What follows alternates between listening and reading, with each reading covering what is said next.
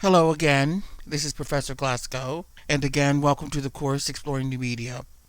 So, I just wanted to tell you a little bit more about me and the course. Now, this is a 6-week summer course.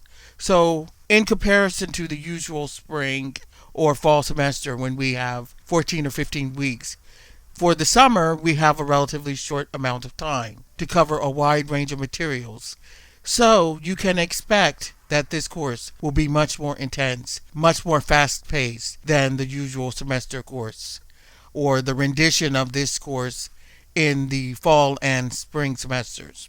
So, as I've already mentioned, my name is Professor Glasgow. I'm in the Department of Media and Journalism here at Rutgers. I study race and class and how those social categories intersect with political culture. You can contact me at the email address that's on the syllabus or on this slide. If you ever wish to speak with me, please write an email to me to arrange an appointment so that we can talk, say, via Skype. Now, another thing about the course is that it is fully online, and the main web page for the course is Canvas. We understand that this is a summer course, and it's summer and you can really be anywhere, but just make sure that you always have access to the internet and to Canvas because you need to submit all your assignments via Canvas. If you ever encounter any technical issues, please write those down. Please notate those issues early. Let me know as soon as you can. Don't wait until the due date is over and then come to me because then it makes it much more difficult for me to alleviate the situation. I'm pretty forgiving, but I do have limits, so don't wait till the last minute. If you have a problem, come to me as soon as that is possible so that we can work out a solution. If you have any technical problems, then contact the tech support for Canvas. And you can do this in my Rutgers or you can do it in Canvas. Just remember, you can't just work on the course anytime. You have to do it in a systematic way so that you can be successful at the course because, again, it's very fast paced. What I mean here is that there are deadlines that have to be observed. As I've already mentioned, this is 6 weeks. It's not 14 or 15 weeks. We'll be doing things at a much faster pace, so it's important that you keep to the deadlines. It's very important. Make sure you always submit your assignments on time so that you can get your full credit. Now, for this course, we have a textbook, which is a book authored by Professor John Pavlik, who is a professor here in our Department of Journalism and Media Studies. You don't have to buy the textbook. The textbook is on Canvas, divided into chapters. In other words, it's available electronically to all of you who are enrolled in the course. Every week, you'll click on the units that are there available for you to download. They are divided by chapters and you can read through the PDFs. In addition, we have a number of articles, which are mainly articles by journalists and also a couple of academic articles. And we have a number of videos that you will be required to go through as the course materializes. So this is just an overview of the topics that we'll be covering. Go through the Canvas to look at, generally speaking, the course progression. What is important here is that we will be covering 2 units per week, not 1 unit the way it is during the year. So think of this. You will need to consider this when we talk about the assignments. Now, at this moment, some of the details are available to you on the Canvas, but I'll just go along with a little bit of it just right now. You'll be able to find out more when you look at the details on Canvas. But here, I just want to flag 2 major issues that you might come across as you go through the entire course. So, first thing, the course is called Exploring New Media. We have to ask ourselves the question, what does new media mean? What is new media? Right up front, we can say that we're dealing with what many people call digital media. You know, media that is on the computer, media that is information available in bite size, in ones and zeros, that sort of thing. So maybe by extension, it's like looking at what many people would call social media, for example. Things like Facebook, Instagram, you know, the social media websites like Twitter. So we are looking at digital media. One of the very interesting things that you know, digital media has been hailed as utopia. It's been called the new media, and there's always this kind of celebratory, euphemistic aspect to new media, calling it new as if it's liberatory, as if it's something that is so much different than what we have had before. So there's this assumption that it's going to be good if it's new. The thing is that we need to really ask ourselves, and this is the whole point of this course, what exactly is new about these various forms of media? What is new about them? I mean, say, for instance, in the latter 19th century, telegraph was new. At the beginning of the 20th century, we had radio, and in the mid 20th century, we had the television. In the late 20th century, we had, of course, the internet. We had developments within media like cable news and that sort of thing. And these all were new at one point in time. So at any moment and any point in history, there's always some form of new media. But what we should ask ourselves and be concerned about, why do we even call them new?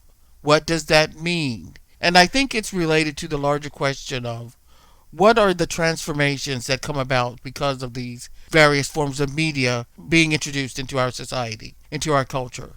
I mean, how do these media affect us? And by society and culture, I'm also including things like economics and politics. And these are things that really are important because they shape our lives in very different and important ways. It's like when we look at something that's called new media, we really need to see how it's really shaping our lives. If you look at someone like Neil Postman, he was a great cultural critic. He's no longer alive, but he wrote a lot of important work on media technology. And he made a very good point at one point, when you'll be able to see this in his video that's assigned for Unit 2. He says that what is really important about this new media technology is what these technologies bring about in terms of a realignment of power. So new media distributes power to some people, but it also takes away power from other people. So what kinds of implications are there? What are the consequences that result from that? And we really need to reconsider whenever we look at media, especially anything that we say is new media. We really need to consider what are the implications. So take, for example, print media, print and books. Many people would say, well, that's an old media, that's an old technology. But books and print are powerful tools in society, and they have been for centuries. It is precisely the invention of movable type, printing, and the rise of printing as a business that brings about large transformations within society, at least within the European society, and therefore into American society. So if you think about these movements, like cultural movements, like the Renaissance and the Enlightenment, these would not have been possible without print, without books. So when print came into being and was available to everyone, it really was a transformation, because before, people could not read. It was not available to the average person like you and me. The only people who were literate, were able to read and write, were the elites of society, like kings and princes and even the clergy. And so because they could read and communicate that way, they had something that the ordinary person didn't have. They could control society. But once movable type came about and you could print large numbers of books and printed material, then the impetus became available that would allow ordinary people to learn to read, to learn and be able to think for themselves. So if you think about the Enlightenment again, and the Renaissance, and you think about the transformation in religion, the Reformation, and it's like a revolution that shook Europe in the late 18th century. All of these have a relationship to print. So the ideas of democracy, all of these ideas are able to be expressed through society precisely because of print technology, of print as a media form. Whether we want to call it new or old, we really need to confront this idea of what kind of transformations these media technologies will have on society, on us in general, and then we can think about and interrogate and get to the core of what exactly is new in the term new media.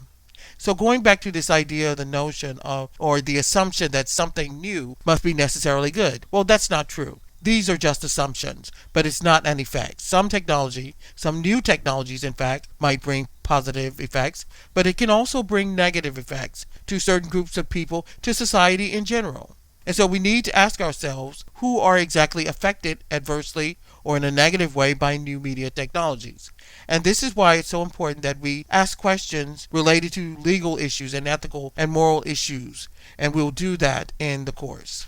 Now, the other main point about the course is that you will also find a lot of discussion about journalism and news, how the production of news, the consumption of news, the distribution of news affect us. One of the reasons why this is the case is because the textbook was written by a professor whose main area of research is in journalism and news. So you can expect a lot of that discussion from the textbook, and also because I have a main research area of politics and media as it relates to race and class. But the other reason why journalism and news are such an important part of this is because when we're looking at exploring new media, journalism and news affect us in a very profound sense. The kind of news that we get, the kind of journalism we get, affects the way of life that we lead, especially in a democratic society, because the kind of news that we will get affect the kind of decisions that we will make, which often translate in democratic politics, such as the election, such as voting, such as rights, such as voting for candidates that you think will be able to advance your own interests. So news journalism really is very important to this conversation about new technologies. And this is why when we look at new media, we also look to understand how new media affects us profoundly in terms of the society, in terms of the culture that we get, in terms of the politics that we're going to experience. So these are main issues that I hope that we can tackle during these 6 weeks.